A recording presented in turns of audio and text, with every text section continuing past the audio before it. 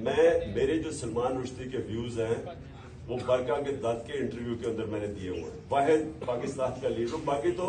باقی تو ہمارے لیڈرز اس کے خلاف بات نہیں کرتے تھے کیونکہ مغرب میں اس کی بڑی سپورٹ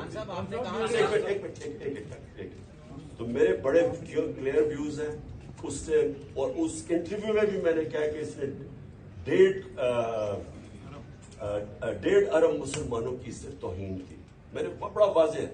اور میں پھر سے آپ کو ریپیٹ کرتا ہوں کہ یہ جو میں بات کر رہا تھا وہ اسپیسیفکلی کر رہا تھا کہ جو طریقہ کار ہے.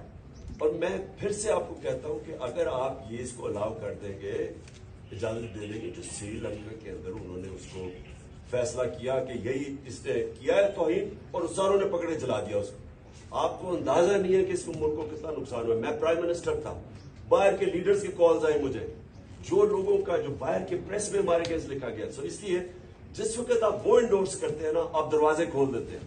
کہیں بھی جا کے کوئی فیصلہ کرے جی فلاں نے توہین کیا اس کو مار دیں. اس کے میں صرف پروسیجر کے پوائنٹ تھا. سلمان رشدی میرے خیال میں بہت بڑا فتنہ تھا. میرے بڑے اس کے اوپر کلیئر ویوز ہیں.